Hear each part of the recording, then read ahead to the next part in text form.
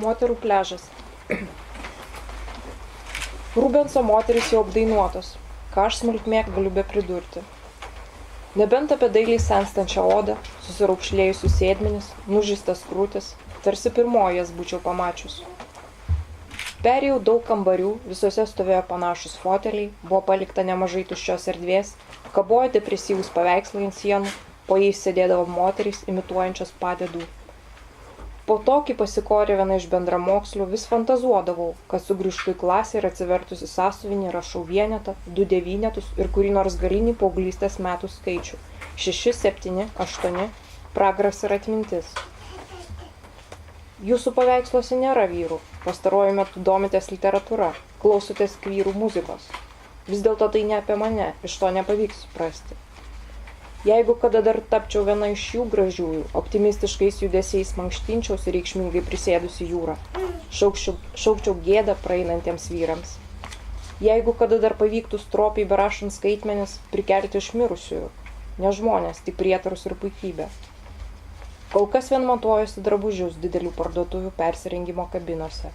Veidrodžiuose stebiu savo dalinį nuogumą, tiek kartų atpasakota, o vis vieną nustebinantį, tuo, kad jokie apdarai nepanašus į mano kūną. Gali mintinai ir be veidrodžio nusipiešti autoportretą, bet te bus muliažas iš moterų pliažo. Tarsi bjaurios plasmasinės lėlės, kurias kai kurios feministės užsideda ant viršelių, laikydamas matyti lyties arba kūną, arba primestų reikalavimų simboliais. Ne apie mane visą tai. Jeigu kančia mažesnė nei visą, apiplėšia laikas, kol gulėjai į vieną tašką žiūrėdama, kiti užsienio kalbų, domėjosi agresyviomis idėjomis. Užtat labiausiai ramina moterų pliažas, kapinynas gyvųjų, belaikių, nuogų. Liūdi lėlės, išaugusios sukneles.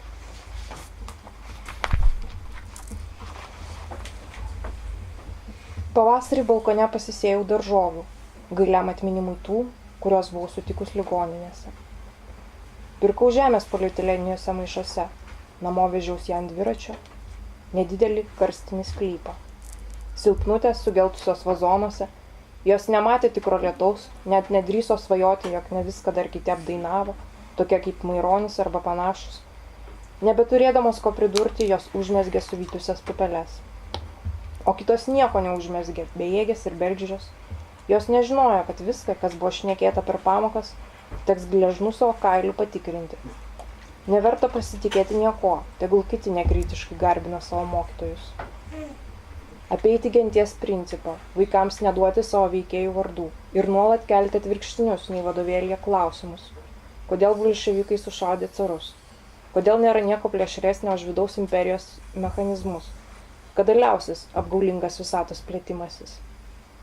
Valingieji iš daržo sakys, patys kalti, vengia fizinio darbo, judėjimo, saulės, o apskritai jie tinginiai.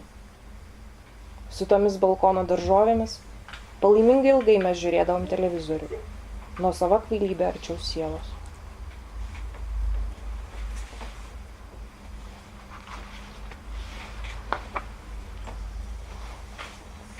Kai aš buvau berniuku.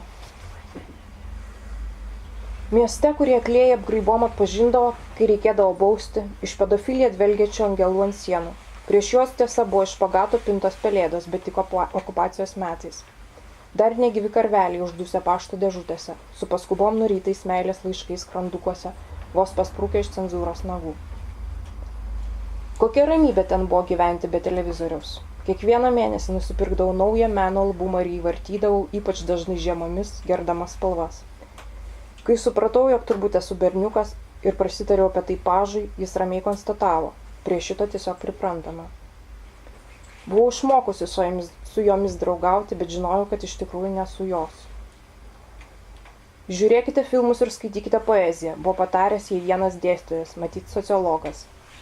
Jos jaukiame bendrabučio kambaryje žiūrėjome migruojančius paukščius. Balsas už kadro pasakė, kad paukščiai gimsta, gerai žinodami fizikos dėsnius, ir leido suprasti, jog vienintelė žmogaus gyvenimo prasmė, kaip ir paukščių, nors mes visiškai nenutuokiam, kas jie yra, išgyventi. Sėdėjom tarsi kine ir mūsų rankos lietėsi. Priverčiau ją 2 kartus žiūrėti tą filmą, nors jis turbūt ilgas ir nuobodus. Man tik pasirodė keista, kad būdama 4 metais vyresnė dalyvauju tokiuose žaidimuose. Juk tai neužaugusių vaikų reikalas, infantilizuotų santykių stovykla, iš kurios reikės išvažiuoti vasarai baigiantis. Ji paklausė, ar aš tikinti Dievą. Atsakiau, kad vos. Gyvūnai, pridūriau, yra vienas smarkiausių Dievo buvimo įrodymų. Mat turim susigalvoję baletą ir aukštakulnius, bet niekada nepriliksim japoniškoms gervėms. Mintise formulavau, ką sakyčiau jaunoms negabioms studentėms, nors jų turbūt buvo gabi, bet čia kita asociacija, beveik dar vaikams, jei kada tapčiau dėstytoja. Kanalai, kuriais lystame, nepadeda mums patirti magnetinės žemės traukos. Mūsų visų interesai siauri ir mes esam toli nuo tiesos. Neapsiribokite jais, domėkitės matematiką, jeigu turite laisvą laiką, skirkite jį iš pirmo žvilgsnio beprasmiškiams, nenaudingiams dalykams ir jie padės išgyventi. Paskui rodė vaikystės nuotraukas. Darželio vaikai kvailais karnavalo kostiumais, besišypsantis reto gašlumo pabaisai kalėdų senelių. Su vaikystės drauge, unifikuojantis tarybiniai treningai ir vienintelio šalyje fabriko megztukai, kuriuos visi turėjome, net aš kitame Respublikos kampe. Karnavalo masuotė, labai graži moteris, greičiausiai auklėtoja, tyrinėjantis Safo žvilgsnis, įsmeigtas į ją, tuomet dar mažą mergaitę. Niekada jos netyrinėjau vien dėl fenomenologijos, neturėjau tokio niekingo tikslo. O ryte kranai sukinėjosi po dangų, nors tai neįmanomas laikas, visagalio miego laikas.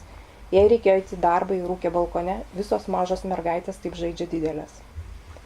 Nelipau ant pastolių už langų, nors turėjau taip pat išlipti pro tą 9 ar kažkelintą aukštą ir eiti namo.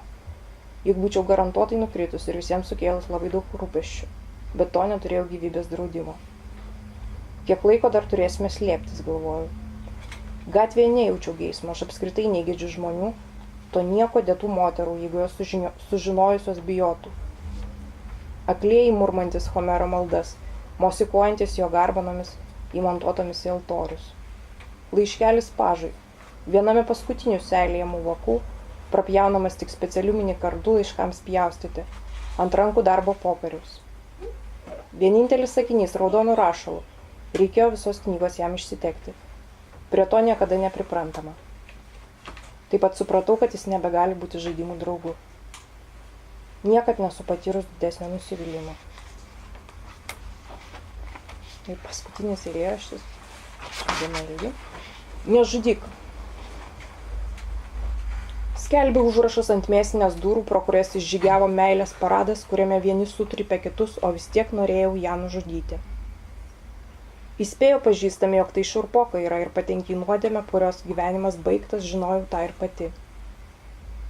Neįperkamieji laikraščiai ir žurnalai visuomet nueidavau į prekybos centrą jų paskaityti, būdavo tai baisu, kad nenušautų koks maniakas, įsivaizduodavau, kaip krentu ir nuo šūvių virstų faršų, tokiu kaip mėsos skyriuje, o viršuje, kur turėtų būti dangus, lyg niekur nieko ramiai savo bendrauja prasilenkantis eskalatoriai.